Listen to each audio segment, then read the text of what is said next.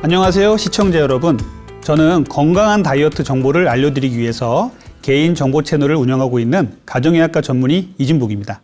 오늘 여러분들께 말씀드릴 내용은요, 중년 건강과 다이어트를 위협하는 혈당 스파이크 그리고 당 독소에 대해서 말씀을 드리려고 합니다.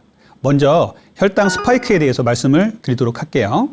자, 혈당 스파이크라고 말하면 조금 낯설은 분도 계실 거예요. 혈당 스파이크라는 것이 알려진 것은 그리 오래되진 않습니다. 혈당 스파이크라는 것은요, 우리 몸의 혈당이 이렇게 롤러코스터처럼 이렇게 오르락 내리락 한다는 것을 말하는 거예요. 우리가 음식을 먹으면요, 혈당이 올라가게 되죠. 우리 몸에서 포도당이 흡수가 돼서 혈당을 쭉 올리게 됩니다. 그러면 우리 몸에서는 이 올라간 혈당을 잡아내려서 세포 속에 저장을 하기 위해서 인슐린이 또 췌장에서 분비가 돼요. 그래서 인슐린이 나오면 또 혈당이 떨어집니다. 그래서 혈당이 올라갔다가 떨어졌다가 하는 것이 정상적인 기전이에요. 문제는 이 혈당이 너무 많이 올라가고 또 인슐린이 폭발적으로 많이 나와서 혈당을 너무 심하게 떨어뜨린다는 게 문제가 되겠습니다. 그래서 혈당 스파이크는요, 혈당 변동성이라고 얘기도 해요. 그래서 혈당 스파이크는 우리 몸에 그 혈당의 수준이 너무 급격하게 올라갔다가 뚝 떨어진다, 이런 것들을 말하는 거고요. 혈당 스파이크의 문제를 쭉 보다 보니까 이 혈당 스파이크가 여러 가지 질환을 일으키고 또 당뇨의 문제 그리고 비만의 문제를 일으키기 때문에 혈당 스파이크의 문제를 이제 심각하게 보기 시작한 거예요. 자, 혈당 스파이크의 문제는 무엇이냐면요, 이 혈당이 오르락 내리락 하면서 이 올라가고 내려갈 때 우리 혈관에 아주 심한 스트레스를 줍니다. 그래서 우리 혈관이 미세하게 혈관 내피세포가 손상을 당해요. 그래서 이 손상된 혈관 내피세포를 복구하기 위해서 우리 몸에서는 다양한 물질과 혈전들이 쌓이기 시작해서 이것들이 혈관을 점점점 좁아지게 만듭니다. 그래서 혈당 스파이크는요, 결국은 우리가 음식을 먹고 나서 혈당이 오르락 내리락 하면서 혈관에 스트레스를 줘서 혈관이 좁아지는 문제를 만들게 돼요. 결국은 이것은 동맥경화, 그 다음에 뭐 각종 심혈관계 질환, 중풍이라든지 그리고 협심증이라든지 이런 것들을 일으킬 수 있다는 것이에요. 또 하나의 문제는 이렇게 혈당 스파이크가 올라갈 때 췌장에서는 아주 심한, 아주 빠르게, 아주 심하고 강력하게 인슐린을 분비하기 때문에 인슐린 고갈 현상이 생길 수가 있어요. 우리 몸에서 여러 가지, 우리 몸에서 단련하면 단련할수록 쓰면 쓸수록 강해지는 조직도 많지만 이 췌장은요, 쓰면 쓸수록 고갈되는 조직입니다. 그래서 우리 췌장은요, 그만큼 더 일을 많이 하게 되는 거예요. 그리고 또 하나는 우리 같은 체구의 동서양 사람들을 비교해 봤을 때 서양 사람들에 비해서 우리 동양 사람들이 췌장이 작습니다. 같은 체구라도요. 그런데 또 동양 사람들 중에서 또 한국 사람들이 더 작은 것으로 돼 있어요. 그래서 이 췌장이 작기 때문에 더 많은 일을 하게 되면요, 이것이 췌장이 일을 하다 이제 지쳐버리게 됩니다. 그래서 40, 50대가 돼서 이 혈당 스파이크가 계속 생기는 분들은 이 췌장이 일을 안 하고 나가 떨어지게 돼요. 아주 지쳐버리게 되죠. 이것이 결국은 당뇨로 가게 되는 지름길이 되는 것입니다. 그래서 이 혈당 스파이크의 문제는요, 혈관의 내피세포의 문제를 일으키고 또 췌장을 고갈시켜서 췌장의 기능을 고갈시키는 이러한 문제를 일으키게 되는 것이에요. 자, 그럼 혈당 스파이크 얘기를 하는데, 아, 이거 남의 문제지, 나는 당뇨도 없는데 나의 문제가 아니에요 라고 생각할 수도 있어요. 그런데 이 혈당 스파이크는 절대 남의 문제가 아닙니다. 자, 20대 깡마른 젊은 여성이 있어요. 이분이 평소에는 건강검진을 하고 그랬을 때도 아, 나는 당뇨하고는 전혀 문제가 없어 라고 생각을 했는데, 점심시간에 캐러멜 마키아토에다가 치즈케이크를 먹고 나서 혈당을 재봤더니 200 이상 올라갑니다. 우리의 혈당은요, 70에서 140까지 정교하게 움직여요. 밥을 먹었다 그러면 140까지 올라갔다가 또 공복이 됐다 그러면 밤 사이에는 70까지 떨어지고 이런 것들을 반복한단 말이에요. 그런데 이 혈당 스파이크가 없을 거라고 생각하는 이렇게 깡마른 젊은 여성들도요, 우리가 점심시간, 뭐 어떤 식사 시간에라도 이렇게 단맛이 나는 정제된 탄수화물을 먹었을 때는 엄청나게 혈당이 올라간다는 것이에요. 그래서 점심시간에 이렇게 캐러멜 마키아토에다가 치즈케이크를 먹었더니 200 이상 올라갔어요. 그러면 인슐린이 급격히 나와서 혈당을 떨어뜨리게 됩니다. 그러면은 혈당이 뚝 떨어져요. 그러면 2시쯤에 분명히 한두 시쯤에 밥을 먹었는데 2, 3시, 3, 4시쯤에 또 배가 고픈 거예요.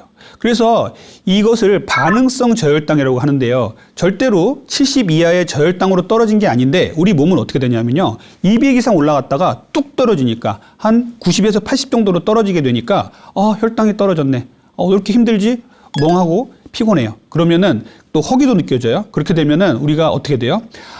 당 떨어졌다.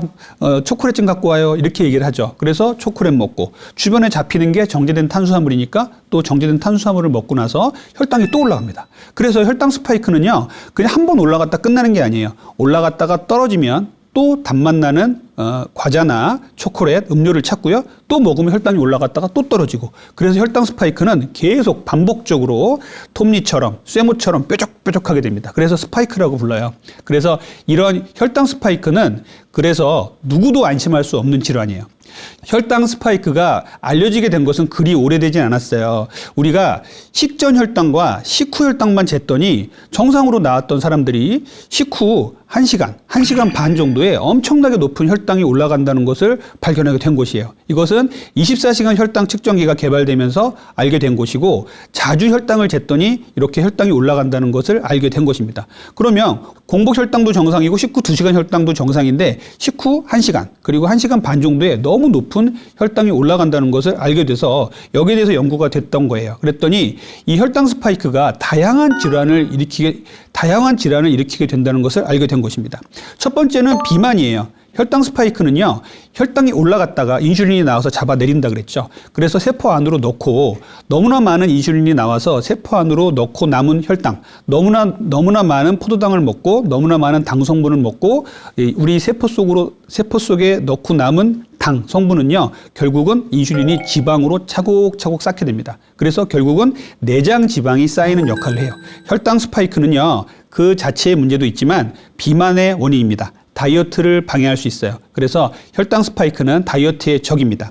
두 번째는 아까 말씀드렸던 혈당 스파이크가 오르내리면서 혈관에 스트레스를 준다고 말했잖아요. 그래서 혈관에 스트레스를 주게 되면 혈관이 좁아지게 됩니다. 그래서 각종 심혈관 질환, 그래서 우리 혈관의 내피세포를 손상하게 해서 중풍, 중풍이라는 건 결국 뇌혈관 질환을 말하는 거고요. 뇌경색, 뇌출혈 같은 것이 생길 수 있고요. 또 심근경색 같은 심장병을 일으킬 수가 있고 전신의 동맥경화를 일으킬 수도 있습니다. 그리고 세 번째는요. 이렇게 혈당 스파이크가 계속 생기니까 우리 췌장이 너무나 많은 일을 하는 거예요. 우리 현대인들은요. 하루 3끼만 먹는 게 아니잖아요. 간식도 먹고 야식도 먹고 술도 먹고 이러잖아요. 그러다 보니까 혈당 스파이크가 시도 때도 없이 생깁니다. 그러면은 좀 예전에는 3끼 정도 먹고 쉬었던 췌장이 이제는 너무나 많은 일을 하게 되는 거예요. 그래서 하루에도 수십 번씩 나와서 혈당 스파이크가 생기고 우리 췌장이 일을 하다 보니까 췌장 기능이 떨어지게 돼요. 그리고 40, 50대가 돼서 정말 그 기능이 다 하게 되면 나가 떨어집니다. 지쳐버리는 거예요. 그러면 당뇨 전 단계, 그리고 당뇨가 생기는 것입니다. 그래서 여러분들 나이가 젊었을 때는 당뇨가 전혀 없었는데, 그리고 당뇨 가족력도 없는데 나이가 들고서 이제 50대 넘어가고 60대 되고서 건강검진을 받아봤더니 당뇨 전 단계 이렇게 진단을 받는 분들이 계세요. 그래서 이런 분들이 바로 췌장이 너무나 많이 일을 한 겁니다. 이런 분들에게는 혈당 스파이크를 만들지 않게 하는 이런 식습관, 생활습관을 알려드리는 게 상당히 중요하다고 보겠어요. 자, 혈당 스파이크를 그러면 이렇게 24시간 혈당 측정기를 사용하지 않고서도 혈당 스파이크를 알아볼 수 있는 증상은 어떤 게 있을까요?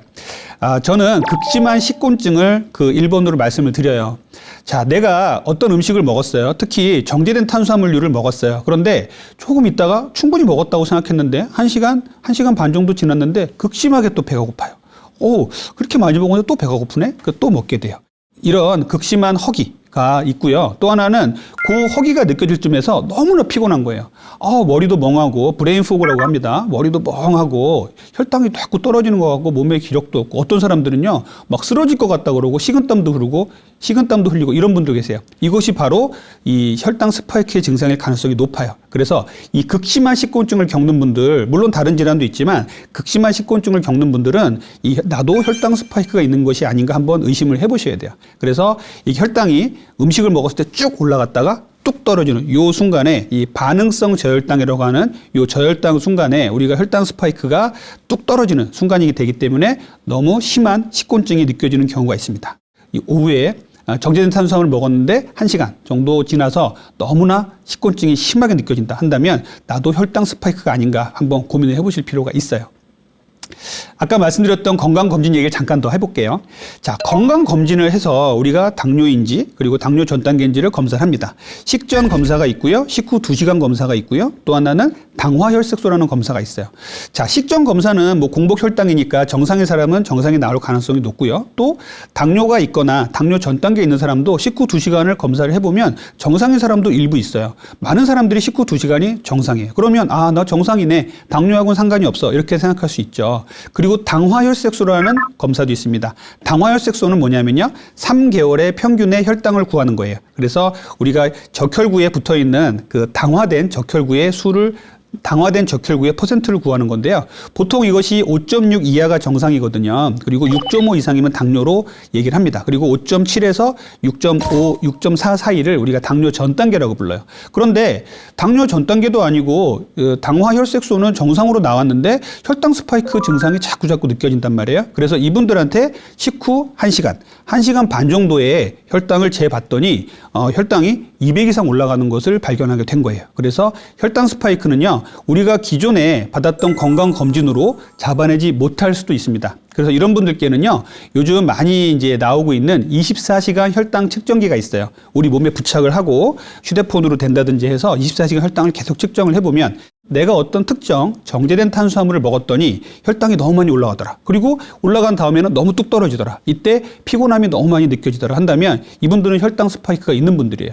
그래서 혈당 스파이크는 건강검진에서 정상이라고 하더라도 절대 안심하시면 안 됩니다. 내가 식후에 피곤함이 너무 심하다. 또는 어떤 정제된 탄수화물에 중독 증상이 있다든지 정제된 탄수화물을 너무 탐닉하는 사람이 있다면 혈당 스파이크에 대해서 한번 고민을 해보실 필요가 있습니다. 그러면 우리가 이렇게 혈당 스파이크 참 무섭죠? 그냥 지나가는 혈당이지 않았는데 이것이 매일매일 반복이 되면 궁극적으로는 몇십 년이 지나서 중년, 노년이 되면 혈관을 망가뜨리고 췌장을 망가뜨릴 수가 있다는 것이죠. 그래서 이런 혈당 스파이크를 막는 우리 생활 습관은 어떤 게 있을까요? 자, 그 첫 번째는요, 양질의 탄수화물을 섭취하자는 것이에요. 우리가 탄수화물을 먹는 것은요, 인간에게 정말 중요했어요. 인간이 우리가 아주 원시 시대부터 인간으로 발전해 올 때 우리 탄수화물은요, 우리 뇌의 기능을 올려서 만물의 영장이 될 수 있게 만든 아주 중요한 산물이죠. 그런데 이 탄수화물이 산업혁명 시대를 지나고 농업혁명 시대를 지나서 너무나 풍부해졌죠. 예전에는 거친 이런 통곡류의 탄수화물이 많았다면 요즘은 어떻습니까? 아주 부드럽고 살살 녹고 정말 극강의 단맛을 추구하는 탕후루 같은 것이 그런 것들인데요. 이런 탄수화물들 정말 많아졌잖아요. 그래서 이런 정제되고 정제된 탄수화물을 먹으면요, 혈당 스파이크를 너무 많이 올리게 됩니다.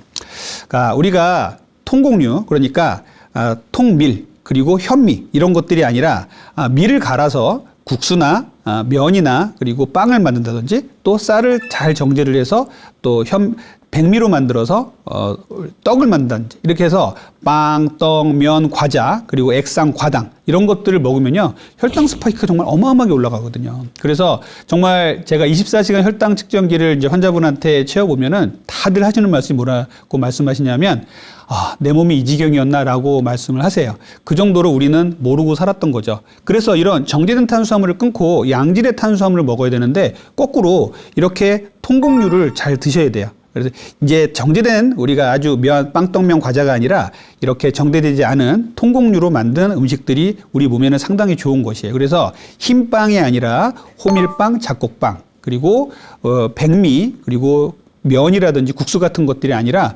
현미밥, 보리밥 이런 것들이 양질의 탄수화물이 되겠어요. 그리고 오트밀이라든지 그리고 단호박 같은 것들도 소량 먹는다면 좋습니다. 그리고 조금만 먹으면 좋은 정제되지 않은 탄수화물은요, 고구마라든지 이런 것들도 좋은 탄수화물의 원천이 될 수가 있어요. 그래서 첫 번째, 우리가 혈당 스파이크를 막는 방법은요, 거친 이런 탄수화물, 통곡류 그리고 저항성 전분들을 많이 먹어줘야 되고요.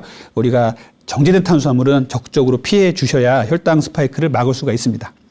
자, 두 번째 우리가 혈당 스파이크를 막는 방법은요, 첫 번째 식사에 주의하자는 것이에요. 자, 우리는 요즘에 간헐적 단식 등으로 또는 아침 밥맛이 없어서 아침을 거르는 사람들이 상당히 많아요. 그런데 이렇게 아침을 거른 다음에 먹는 첫 식사 또는 아침에 먹는 첫 식사가 정말 중요합니다. 왜냐하면요, 우리 몸에 인슐린과 포도당 수준은요, 밤사이에 아주 잔잔하게 돼요. 이렇게 잔잔한 혈당에 아침에 단맛 나는 시리얼에다가 우유를 말아 먹었어요. 또는 바삭하게 구운 식빵에다가 잼을 발라서 오렌지 주스와 같이 먹었어요. 그러면 어김없이 혈당은 200 이상 튀게 됩니다. 그래서 이 첫 식사가 중요한 이유는 왜냐하면요, 이렇게 아주 조용하고 잔잔한 이 혈당과 인슐린에다가 아침에 단맛 나는 정제된 탄수화물을 먹으면요, 정말 잔잔한 호수에 바위돌을 던지는 것하고 똑같이 됩니다. 그래서 첫 번째 식사는요, 더욱더 혈당 스파이크를 많이 일으킨다고 돼 있어요. 공복 상태에서 첫 번째 먹는 식사, 그것이 아점이 됐던 점심이 됐던 아침이 됐던 이 첫 번째 식사에 정말 주의하셔야 돼요. 자, 점심과 저녁에 두 번째, 세 번째 식사에 정제된 탄수화물을 먹어서 생기는 혈당 스파이크와 공복에 혈당 스파이크를 만드는 음식을 먹어서 생기는 혈당 스파이크는 정말 다릅니다. 그래서 첫 번째 식사에 더욱더 단백질 유지의 식사를 하셔야 되고요. 그리고 정제된 탄수화물을 줄여 주셔야 돼요. 그래야 혈당 수준을 정상으로 만들 수가 있습니다. 세 번째, 혈당 스파이크를 막는 방법 중에서 말씀드리고 싶은 건요, 식사 순서에 대한 얘기예요. 아이고, 식사 순서를 이렇게 먹나 저렇게 먹나 몸에 들어가면 똑같은데 이렇게 생각할 수도 있어요. 그런데 식사 순서가 정말 중요합니다. 제가 추천드리는 식사 순서는요, 처음에는요, 야채, 채소를 많이 풍부하게 드시고요. 두 번째는요, 단백질과 지방을 드시고요. 마지막에 탄수화물을 드셔야 돼요. 식사의 첫 번째에 탄수화물을 드신 분과 식사의 마지막에 탄수화물을 드신 분은요, 혈당 수준에서 차이가 납니다. 그래서 첫 번째, 우리가 야채하고 채소를 충분히 먹으면요, 우리가 이 야채하고 야채에 있는 섬유질이 몸에 들어가서 혈당에 완충작용을 한다고 얘기를 해요. 스펀지 같은 작용을 한다고 보시면 돼요. 그래서 혈당을 천천히 올릴 준비를 하게 됩니다. 두 번째, 단백질, 지방은요, 특히 단백질은요, 몸에 들어가면 포만감을 주죠. 그래서 아주 아침에 뭐 고기를 먹었다, 뭐 계란을 먹었다 그러면 포만감이 아주 오래 갑니다. 그래서 아침에 단백질을 먹고 나가면 점심, 저녁까지도 다이어트에 도움이 된다는 연구들이 상당히 많아요. 그래서 두 번째는 단백질을 먹고요. 단백질에서 나오는 인크레틴은요, 우리의 소화관에서 혈당을 천천히 올리게 하는 이런 역할을 하게 돼요. 그래서 식사 순서는 반드시 탄수화물을 제일 나중에 먹는다 생각하시고요. 첫 번째는 야채, 채소, 두 번째 단백질과 지방, 마지막에 탄수화물을 먹는다. 이것을 꼭 지켜주신다면 뾰족뾰족하게 올라가는 혈당 스파이크가 아닌 완만하게 둥글둥글하게 만드는 혈당 수준을 만들 수가 있습니다. 자, 네 번째 혈당 스파이크를 막는 방법은요, 식후 걷기를 해야 한다는 것이에요. 자, 우리 현대인들은 식후에 가만히 앉아 있거나 또 누워서 자거나 또 저녁 먹고 나면은 많이들 그러시죠. TV보다 자거나 이런 분들이 상당히 많아요. 그래서 혈당 스파이크를 만들지 않으려면요, 이렇게 식후에 가만히 있는 습관은 버리셔야 돼요. 식후에 가만히 있으면 어떻게 되냐면요, 우리 혈당이 아주 쭉쭉쭉쭉 올라갑니다. 식후에 정말 가만히 있고 가만히 앉아 있거나 누워 있으면요, 혈당아 올라가라 라고 고사를 지내는 거하고 똑같아요. 그래서 식후에는요, 서서히라도 움직이시는 게 좋아요. 예를 들어 저녁을 먹고 났다면 뭐 설거지를 한다든지 재활용을 한다든지 재활용하고 나갔다가 한 바퀴 돌고 온다든지 이렇게 조금만 걷기 시작해도요, 혈당 수준이 많이 오르지 않아요. 우리가 식후 걷기를 제가 많이 강조를 하는데요, 식후 걷기는요, 혈당이 올라가는 것을 막아줍니다. 그 올라가다가 딱 멈춰요. 걸을 때. 그러다가 쭉 걷다가 유지하게 되면, 걷기를 유지하게 되면 혈당도 쭉 유지를 하다가 이제 걷기를 멈추면 떨어지게 됩니다. 보통 30분에서 1시간 정도 우리가 걷기를 한다면 상당히 좋은 혈당의 완만한 수준을 만드는 데 도움이 되세요. 그래서 식후에는 가만히 있지 마시고, 그렇다고 해서 식후에 걸으라 그래서 막 배가 아플 정도로 걸으란 말 아니에요. 어슬렁어슬렁 걷는다고 생각하셔서 조금 걷다 보면 소화기관도 편하게 됩니다. 그럴 때 속도를 약간 올려서 우리가 설거지하고 재활용하러 나갔다가 동네 한 바퀴 돌고 온다, 이렇게 생각해서 30분 내지 1시간 정도 식후에 걷는다면 혈당 수준이 올라가지 않고 혈당 스파이크를 안 만드는 생활 습관이 될 수가 있습니다. 제가 두 번째 말씀드릴 중년의 이 건강과 다이어트에 중요한 것, 당 독소에 대해서 말씀을 드릴게요. 당 독소가 뭐죠? 당 독소에 대해서 좀 생소하신 분들 많을 거예요. 당 독소란요, 탄수화물과 지방, 탄수화물과 단백질이 만나서 만드는 최종 당화 산물이라고 해요. 최종 당화 산물이니까 결국은 우리 몸에서 분해되다가 남은 산물이라고 보시면 됩니다. 이것이 독소로 작용을 하는데요. 왜 그러냐 하면은 다른 물질들은 우리 몸에서 분해돼서 소화기관을 통해서 대소변으로 빠져나가거나 뭐 땀으로 나가거나 이렇게 되는데, 우리 몸에서 분해되다가 마지막까지 분해되지 않고 우리 몸에 축적이 돼서 독소로 작용하는 것을 바로 당 독소라고 얘기를 합니다. 그러면 당 독소가 흔하게 생길 수 있는 건데 당 독소가 뭐가 문제예요? 이렇게 얘기할 수 있겠죠. 당 독소는요, 비만과 노화, 각종 질환의 원인이 됩니다. 자, 당 독소가 문제가 왜 되냐면요, 아까 말씀드렸던 이렇게 최종적으로 분해되고 분해되다가 마지막에 남아서 독소로 작용하는 물질들이요, 우리 몸의 세포 수준에서 덕지덕지 달라붙어요. 콜라겐 세포에 달라붙고, 신장, 배설기관에도 달라붙고, 눈에도 달라붙고, 뇌에도 달라붙어요. 그래서 그 기능을 망치게 합니다. 그러다 보니까 다이어트가 제대로 돼야 되는데 다이어트가 안 되고, 그리고 신장에 쌓여서 신장병을 만들고, 간에 쌓여서 간병을 만들고, 뇌에 쌓이면은 알츠하이머나 파킨슨병 같은 것을 만든다고 돼 있어요. 그래서 이 당독소는요, 비만과 노화, 질병의 원인입니다. 아, 그래, 난 당독소 별로 관심 없어 하시는 중년 여성분들께 제가 이 말씀 드리면은 당독소에 대해서 관심을 많이 가지세요. 뭐냐면요, 당독소는요, 우리 몸의 주름의 원인이에요. 그리고 피부를 검게 만들고 검버섯을 만드는 원인이 됩니다. 왜냐하면 콜라겐 세포에 달라붙는다고 했잖아요. 그러다 보니까 피부 콜라겐 조직에 달라붙어서 이 피부를 쭈글쭈글하게 만듭니다. 그래서 주름의 원인이 되고 피부 노화의 원인이 됩니다. 그래서 저는 당독소 다이어트를 저감하는 다이어트 방법을 많이 설명을 드리고 있는데요. 이 당독소 다이어트를 저감하게 되면 상당히 좋은 피부를 갖게 되시고요. 노화에서도 해방될 수가 있으세요. 자, 그러면 당독소가 이렇게 위험하다고 얘기를 하는데 당독소가 어떤 음식에 많아요? 이렇게 얘기할 수 있겠죠. 우리가 당독소는요, 우리 몸에서 스스로 만들어지는 것도 있어요. 이것들을 우리가 막을 수 있는 방법은 많지 않습니다. 그런데 당독소는요, 우리가 먹는 음식에 상당히 많아요. 제가 탄수화물과 단백질, 탄수화물과 지방이 만나서 최종 당화산물을 만든다고 했잖아요. 그런데 이렇게 탄수화물이 갈색화 반응을 일으켜서 풍미가 높아지고 맛이 높아지는 음식에 상당히 많습니다. 달고나 예를 한번 들어볼게요. 우리는 어렸을 때부터 달고나 많이 먹어보셨겠지만 이 달고나를 하얀색, 흰색 설탕을 아무것도 가하지 않고 불에다가 가열을 하면 갈색으로 변하죠. 그리고 설탕보다 더 맛있고 고소한 맛도 납니다. 이것이 바로 당 독소가 만들어지는 방식이에요.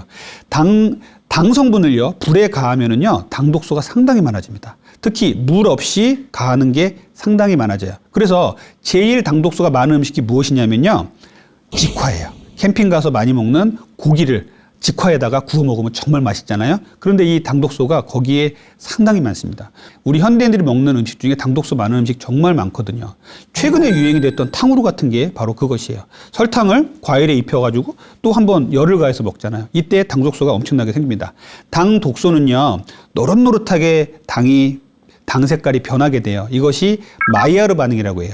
단백질이 변하고 당이 변하는데 이게 노릇노릇하게 변합니다. 그래서 음식 좋아하시는 분들은 아시겠지만 고기를 마이야르 반응을 만들면 더 풍미가 높아지고 맛이 좋아진다는 건 알고 계세요. 그래서 노릇노릇하게 스테이크를 구워서 먹으면 참 맛있죠. 하지만 여기에 당독소가 참 많습니다. 그래서 이 당독소는요, 갈색화 반응을 만드는 우리 음식에 상당히 많습니다. 또 하나는 우리가 청이라든지 당근 같은 걸 만들 때 그 안에다가 이제 설탕을 넣고 과일을 넣어서 오래 두면은 약간 갈색으로 변하면서 또 맛이 독특해지죠. 이것이 당금이나 청이 좋다고 해서 드시는 분들이 많은데 여기에도 당독소가 상당히 많아요. 그래서 이 당독소는 현대인의 이 생활 속에 아주 깊숙하게 침투가 되어 있어요. 그래서 이 당독소를 줄이셔야 돼요. 당독소를 줄여야 여러 가지 질환을 막을 수가 있어요. 현대인들의 이 당독소를 많이 먹는 습관들이 결국은 많은 질환을 일으키는 것이 아닌가에 대해서 연구가 아주 활발하게 진행이 되고 있습니다. 첫 번째는 당독소를 많이 먹은 음식을 먹었더니 첫 번째는 다이어트가 안 돼요. 비만이 해결이 안 됩니다. 우리 몸의 대사가 떨어지다 보니까 다이어트가 안 돼요. 그리고 두 번째는요, 신장이나 간 쪽에 이 문제가 생깁니다. 지방간이라든지 간경화 이런 쪽에 문제가 생기는 게 당독소의 문제예요. 그리고 말씀드렸던 피부의 노화, 그리고 요즘에 심각하게 연구가 되고 있는 부분이 바로 이 당독소가 침착이 돼서 뇌 기능을 떨어뜨려서 우리 알츠하이머 치매라든지 그리고 파킨슨병 같은 문제를 만든다고 돼 있어요. 그래서 이 당독소를 저감하는 이런 방법을 찾으셔서 생활 습관을 잘 길들이셔야 됩니다. 그러면 당독소를 적게 만드는 생활 습관은 어떤 게 있을까요? 당독소가 실제로 우리 몸에서 또 만들어진다고 했잖아요. 이 몸에서 만들어지는 것을 없앨 수 있는 방법은 그렇게 많지가 않아요. 다만 우리가 먹는 음식을 정말 조심하시면요, 당독소가 적은 음식을 우리가 당독소가 적은 음식을 먹는다면요, 당독소를 줄일 수가 있어요. 그래서 당독소를 저감하는 음식들을 말씀을 드릴게요. 자, 당독소를 많이 만드는 음식은요, 물 없이 고온에서 굽는 음식이 제일 많습니다. 결국은 직화구이 말씀드렸죠. 그리고 에어프라이어에서 굽는 뭐 닭다리라든지 이런 것들 상당히 높아요. 에어프라이어, 그다음에 오븐에서 굽는 음식들이 상당히 당독소가 높아요. 물 없이 고온에서 굽는 음식은 대부분 당독소가 높다라고 생각하시면 되겠어요. 그러면 거꾸로 당독소가 적은 음식은 어떤 게 있냐면요, 굽고 튀기고 이런 음식보다는요, 삶고 데친 이런 음식들의 당독소가 적습니다. 우리 여러분들 많이 드셨던 나물을 데쳐서 먹는다, 이런 것들 당독소가 상당히 적은 것들이거든요. 상당히 좋은 습관인데 우리가 최근에 들어서는 많이 안 먹게 되고, 튀김이라든지 구운 음식들 좋아하잖아요. 이런 튀김이나 구운 음식에서 상당히 많은 당독소가 생긴다는 게 문제가 되겠어요. 그래서 이 당독소가 적은 음식은요, 삶고 데치고 무친 음식에 상당히 많이 있습니다. 그래서 당독소가 적은 음식을 말씀드리는 거에 저는 대표적으로 말씀드리는 것에 샤브샤브를 말씀드려요. 샤브샤브는 물 속에다가 이제 음식을 넣어서 끓여서 먹잖아요. 물은 100도씨 이상 올라가지가 않잖아요. 그러다 보니까 이 100도씨 안에서 끓기 때문에 샤브샤브는 아주 좋은 당독소가 적은 음식이에요. 당독소가 낮게 되고요. 거기다가 또 우리가 야채라든지 단백질, 우리 고기라든지 해산물 많이 넣어서 먹잖아요. 상당히 좋은 단백질을 먹을 수 있는 방법이 되겠죠. 단 하나는 샤브샤브 다 드신 다음에 마지막에 이제 밥을 삶아 드신다든지 면을 삶아 드시는 거는 피해 주시면 좋겠습니다. 그래서 당독소에 대해서 정리를 한번 해보자면요, 당독소는요, 우리 몸에 비만과 노화와 각종 질병을 일으키는 원인이고요. 당독소를 많이 일으키는 환경은요, 굽고 튀기고 이런 음식에 상당히 많고요. 그리고 당독소가 적은 음식은요, 삶고 데치고 무친 이런 음식들에 많다, 이렇게 생각을 해주시고요. 앞으로도 이 당독소가 많은 이거 굽고 튀긴 이런 음식들은 적극적으로 피해 주시면 좋겠어요. 그러면 여러분들이 중년과 노년을 맞으실 때 더욱더 건강하게, 더욱더 건강도 지키고 다이어트도 잘 되는 몸을 갖게 되실 겁니다. 중년 다이어트의 원칙 5가지에 대해서 말씀을 드릴게요. 우리가 중년이 되면 젊었을 때는 조금만 다이어트를 해도 금방 살이 빠졌고 그렇게 살도 안 쪘는데, 중년이 되면 정말 살이 쪄가지고 고생을 하시는 분들이 많아요. 중년에 살찌는 이유는 무엇일까요? 첫 번째는요, 여성 호르몬, 남성 호르몬의 감소예요. 우리 여러분들 잘 아시겠지만 여성들은 폐경기라는 걸 맞게 되죠. 50세가 되면 거의 완경이 돼서 여성 호르몬이 이제 바닥에 난다고 알고 계시는데, 여성 호르몬은요, 40대 초반부터 여성 호르몬이 뚝 떨어져서 거의 바닥이에요. 이때부터 우리는 살이 찔 준비를 하고 있습니다. 그리고 여성 호르몬은요, 여성을 여성답게 만들어주는 호르몬인데, 이 여성 호르몬이 고갈이 되다 보니까, 떨어지다 보니까 우리가 젊었을 때는 뱃살이 안 쪘잖아요. 그런데 이제 폐경이 되니까 여성 호르몬이 떨어지니까 이 뱃살로 내장 비만이 자꾸만 생기는 게 문제입니다. 남자들은요, 여성분들 같이 호르몬이 뚝 떨어지진 않아요. 하지만 천천히 조금씩 남성 호르몬이 감소가 되게 됩니다. 가랑비에 옷 젖는다고 합니다. 그래서 남성 호르몬이 감소하다 보니까 남성들은 또 근육도 자꾸 떨어지고, 그리고 자꾸 권태감도 느끼고 이런 문제가 생기는데요. 그래서 이 중년에 살찌는 원인은요, 여성 호르몬, 남성 호르몬, 이 성 호르몬의 감소가 첫 번째 이유예요. 자, 두 번째는요, 성장 호르몬의 감소입니다. 성장 호르몬은 어린이들만 나오는 거 아니에요 라고 생각하실 수 있는데, 어른들도 성장 호르몬이 나와요. 그런데 이 성장 호르몬은요, 나이가 들수록 점점 떨어져요. 성장 호르몬은요, 천연 다이어트 호르몬이라고 저는 얘기를 합니다. 성장 호르몬은요, 밤에 나와서 우리 몸에 대사를 정리를 해주고요, 내장 비만을 빼주고 식욕을 정리해주는 이런 역할을 하거든요. 그런데 나이가 들수록 이 성장 호르몬이 떨어지다 보니까 우리가 자꾸만 살이 찌게 되는 원인이 되는 것이에요. 세 번째는요, 기초대사량의 감소와 근육량의 감소예요. 나이가 들수록 기초대사량이 감소되죠. 또 근육도 자꾸 빠집니다. 이런 것들이 결국은 다이어트도 안 되게 되고 살이 찌는 원인이 되는 거고요. 네 번째는 이제 사회 심리적인 요인인데요. 사회 심리적인 요인은 이제 여성분들 잘 아시겠지만 폐경기가 되면요, 빈둥지 증후군이라 그래서 자꾸 우울해지고 나밖에 없는 것 같고 가족들은 다 떠난 것 같고 이런 문제를 안게 돼요. 남성들도 마찬가지죠. 퇴직을 하게 되고 혼자서 시간을 보내야 되고 이런 부분들이 사회 심리적인 요인으로 작용해서 이런 스트레스를 자꾸 단맛 나는 음식으로 풀려고 하시는 게 있어요. 이 단맛 나는 음식을 먹으면요, 일시적으로 이 세로토닌이라는 호르몬이 올라가거든요. 그러면 일시적인 행복감, 다행감을 느끼게 돼요. 그래서 이 세로토닌을 자극시켜서 자꾸만 단맛을 탐닉하게 되기 때문에 이 사회심리적인 요인도 중요한 그 비만의 원인이 될 수가 있습니다. 자, 그럼 중년에 살 빼는 방법에 대해서 본격적으로 알아볼게요. 자, 첫 번째는요, 정제 탄수화물을 금하자는 거예요. 우리가 정제 탄수화물은요, 우리가 잘 갈아내고 도정한 탄수화물을 말합니다. 잘 갈았다. 이 정제라는 말이에요. 통곡류라든지 이런 것들이 아니라 잘 갈아낸 밀가루, 쌀가루, 액상과당 이런 것들을 말하는 겁니다. 이런 것들은요, 정제 탄수화물들은요, 엄청나게 빠른 혈당 스파이크를 일으킬 수가 있습니다. 그래서 정제 탄수화물은요, 이 혈당을 쭉 올려서 뚝 떨어질 때, 인슐린이 잡아서 내릴 때 우리 몸에 내장 비만을 엄청나게 쌓게 돼요. 그래서 이 정제 탄수화물의 금지는요, 중년에 있어서 더 중요합니다. 왜냐하면 우리 중년에서는요, 이 다이어트를 잘 되게 하는 췌장의 기능이 조금씩 떨어지는 시기이기 때문에 조금만 단맛 나는 음식을 먹어도 자꾸만 혈당이 너무 많이 올라가는 이런 혈당 스파이크의 문제를 만들 수가 있어요. 그래서 첫 번째 중년 다이어트의 제일 중요한 것은요, 정제된 탄수화물을 금하자. 그리고 대신에 통곡류, 흰 백미보다는요, 잡곡밥이나 현미밥, 보리밥을 드시고요. 그리고 흰 빵보다는요, 통밀빵이나 잡곡빵을 드시면 좋겠어요. 그리고 오트밀이라든지 이런 것들도 상당히 좋은 통곡물이 되겠습니다. 두 번째는요, 간헐적 단식에 대해서 말씀을 드릴게요. 자, 간헐적 단식은요, 우리 현대인들에게 정말 중요한 다이어트 방법이에요. 간헐적 단식이 왜 최근에 와서 자꾸만 이제 얘기가 나오냐면요, 우리 현대인들은요, 예전에 우리 조상들이 가졌던 좋은 습관들을 자꾸만 망가뜨리고 있어요. 무엇이냐면요, 예전에는요, 해가 뜨면 일하고 또 해가 지면 이제 먹는 것을 멈추고 또 잠을 자고 이렇게 됐었는데, 우리 현대인들은 어때요? 밤이 돼도 밖에는 이제 불야성이죠. 막 네온사인도 많고요. 그리고 우리 손에는 또 핸드폰이 들려져 있잖아요. 그러다 보니까 이 잠자는 것들도 문제가 생기고요. 그리고 핸드폰으로 아무거나 누르면 이제 또 야식도 언제든지 배달이 되는 이러한 생활 속에 살고 있어요. 그러다 보니까 우리는 아무 때나 먹고 아무 때나 자는 습관에 길들여져 있습니다. 이것의 반성으로 나온 것이 바로 간헐적 단식이에요. 그래서 이 간헐적 단식은요, 이 두 가지의 이론에서 출발을 했는데, 한 가지는 뭐냐면요, 자가포식이라는 개념이고요. 한 가지는요, 생체시계라는 개념이에요. 자가포식은 뭐냐면요, 우리 몸이 이 단식을 하고 먹는 것을 좀 줄였더니 이 젊은 세포들이 늙은 세포들을 잡아먹더라. 그래서 세포가 점점 젊어지더라 하는 개념이고요.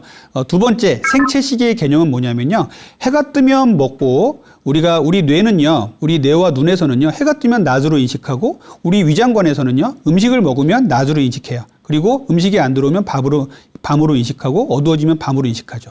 그런데 현대인들은 어때요? 낮에도 먹고 밤에도 먹고 낮에도 자고 밤에도 자고 하다 보니까 이 생체시계가 엉망이 된 거예요. 그래서 이 자가포식의 개념과 생체시계의 개념은요, 노벨상을 탄 개념이거든요. 그런데 이 개념들을 합해서 만든 게 간헐적 단식이에요.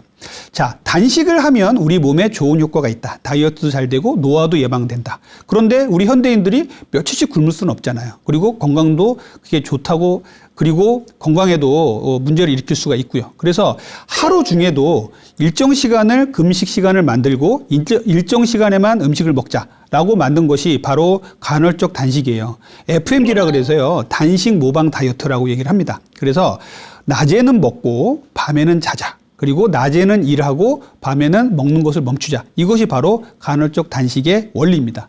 그래서 간헐적 단식을 했더니 우리 몸이요, 다이어트도 잘 되고 그리고 근육도 늘어나고 건강해지고 노화도 방지되더라. 그래서 간헐적 단식이 이제 최근 들어서 많이 인기를 얻고 있어요. 그래서 저는 중년 다이어트에 있어서 간헐적 단식은 꼭 필요하다고 말씀을 드려요. 간헐적 단식을 통해서 우리는 건강을 되찾을 수도 있고요, 다이어트를 잘 되는 몸으로 만들 수가 있습니다.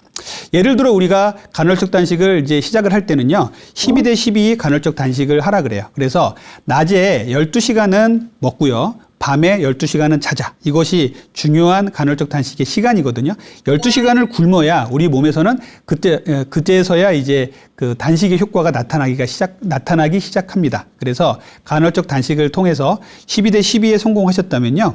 12시간을 굶는 것에 성공하신 거잖아요. 그러면 굶는 시간을 조금 늘려보는 거예요.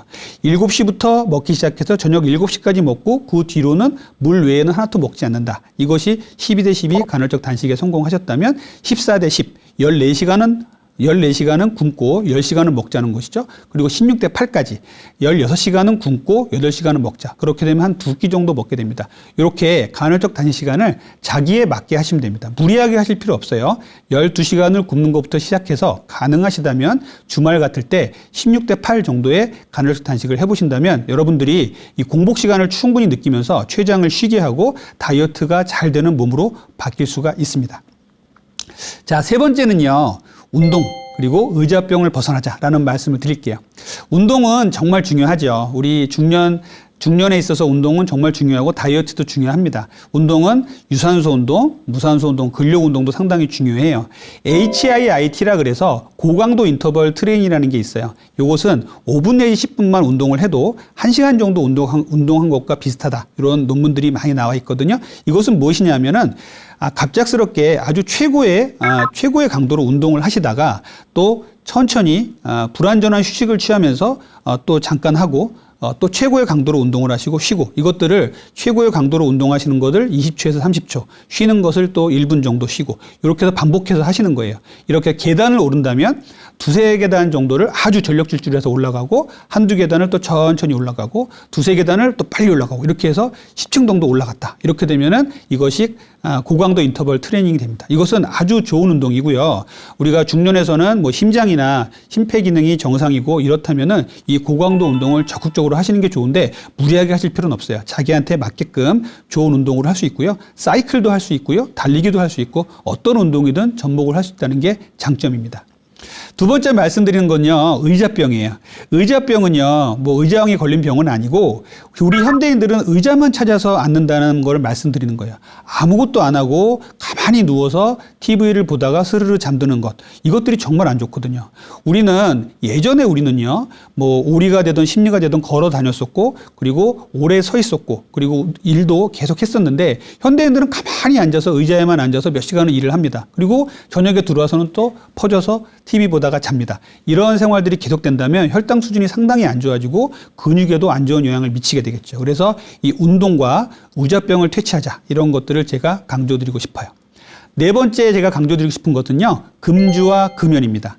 젊을 때야 뭐 술도 좀 드시고 담배도 피울 수 있겠지만 이제 중년이 되시면 술과 담배와 좀 아름다운 인연을 하실 필요가 있어요. 술은요, 아주 신박한 기능이 있습니다. 무엇이냐면요, 근육을 빼다가 지방으로 만드는 이런 기능이 있어요. 그래서 알코올 중독이 되신 분들 보시면요, 빼짝 말랐는데 배만 볼록하신 분들 많습니다. 그래서 이 근육을 점점 없애지게 하는데 이 술이 중요한 역할을 하고요. 또 하나는 술을 먹으면 우리 몸에서는 어떤 반응이 일어나냐면요, 간에서는요, 술이 들어왔다, 독이 들어왔어, 빨리 해독해야 돼. 그래서 간에서 이 술을 독으로 인식하고 해독하려는 기전이 발동이 되게 됩니다. 그러다 보니까 우리 몸에서는 이 뒤에 지방과 탄수화물을 대사할 수 있는 시간을 얻기가 힘든 거예요. 그래서 기다리던 지방과 탄수화물이 대사를 못하고 그대로 주저앉아서 지방으로 쌓이게 되는 것입니다. 그래서 이 중년에 있어서 술을 끊는 거 정말 중요하거든요. 사회적인 용량이라고 해요. 우리가 그 잔들이 있잖아요. 소주면 소주잔, 맥주면 맥주잔, 500cc 아니에요. 맥주잔, 그거로 한두 잔 정도 드시고 끝내셔야 되고 매일 먹는 거 정말 안 좋고요. 혼술 제일 안 좋습니다. 그래서 술은 중년 다이어트의 적이다라고 생각하시면 좋겠고요. 담배는요, 예전에 담배를 피워서 식욕을 좀 떨어뜨려 가지고 나는 다이어트에 성공했어, 이런 얘기를 하시는 분들이 간혹 있었는데 전부 낭설이라는 게 밝혀졌고요. 많은 연구에서 담배를 피면 내장 비만이 증가한다라고 밝혀졌습니다. 그래서 요거는 확증된 결과예요. 그래서 담배 끊어지는 거 정말 중요하고요. 담배는 결국은 심혈관계 질환부터 각종 암의 원인이잖아요. 비만부터 해서 모든 악의 근원입니다. 그래서 담배 끊어지는 거 중요해요. 그래서 제가 네 번째 강조하고 싶은 것은 금주, 금연 하시라는 거 말씀드리고 싶어요. 다섯 번째는요, 수면과 스트레스 관리 잘 하자는 거예요. 자, 현대인들은요, 수면을 잘 취하는 게 힘들어져 버렸어요. 수면이 숙제가 돼 버렸습니다. 왜냐하면요, 우리가 휴대폰을 들고 있어서 휴대폰을 보다가 잠을 들려고 하는 습관들이 너무나 많아졌기 때문이에요. 자, 휴대폰을 들게 되면 어떻게 됩니까? 인공 발광 조명이라 그래요. 거기서 밝은 빛이 나오잖아요. 이것은 우리의 뇌를 깨우게 됩니다. 지금은 낮이야라고 신호를 보내는 것이죠. 그런데 우리는 밤에 침실에 들어가서 그 휴대폰을 보면서 잠을 청하게 돼요. 휴대폰 보다가 잠이 드는 게 제일 행복해. 이런 분들 계시는데 실제로 그렇게 했더니 수면의 질이 떨어지고 불면증에 시달리는 분들이 더 많아지더라라고 되어 있습니다. 그래서 수면을 취할 때는요. 우리가 현대인들이 수면의 문제가 정말 심각해졌어요. 저만 하더라도 제가 이제 25년 정도, 20년 정도 개원을 했는데 이렇게 개원하는 동안 이 수면제를 타러 오시는 환자분들이 너무나 많이 늘었습니다. 그래서 이 수면의 문제가 정말 심각한데 수면하기 전에는요, 핸드폰은 멀리 하시고 잠용종 시계 갖다 놓으시고 깜깜하게 해놓고 주무시는 게 정말 좋아요. 그래서 밤 10시부터 새벽 2시까지는요, 성장 호르몬이 나오는 시간이에요. 이 시간을 푹 주무셔야 우리 대사가 정상이 되고 다이어트도 잘 될 수가 있습니다. 자, 두 번째는 스트레스를 말씀드릴게요. 우리 현대인들에게 스트레스는 피할 수가 없죠. 하지만 스트레스를 잘 관리하는 것이야말로 건강과 다이어트를 지키는 좋은 습관입니다. 우리가 스트레스를 받으면요, 우리 스트레스 호르몬이 나와요. 이 스트레스 호르몬은 코르티졸이라고 하는데요. 이 코르티졸이 나오면요, 우리가 내장 지방을 쌓는 것으로 돼 있어요. 그래서 스트레스를 잘 관리를 하셔야 돼요. 스스로 명상도 하시고, 그리고 스트레칭도 하시고, 이런 자기만의 취미 생활을 잘 가지셔서 스트레스를 잘 관리하셔야 됩니다. 그래서 다섯 번째 제가 말씀드리는 다이어트 잘 되는 방법은요, 수면과 스트레스 관리를 잘 하자는 것이에요. 중년의 건강과 다이어트를 위협하는 혈당 스파이크, 그리고 당 독소에 대해서 알아봤고요. 중년의 다이어트를 잘 되게 하는 또 5가지 방법에 대해서도 말씀을 드렸습니다. 제가 오늘 말씀드린 내용을 잘 기억하셨다가 생활 속에서 실천하신다면요, 다이어트도 잘 되고 건강도 지키는 이런 좋은 생활 습관이 될 것입니다. 지금까지 가정의학과 전문의 이진복이었습니다. 감사합니다.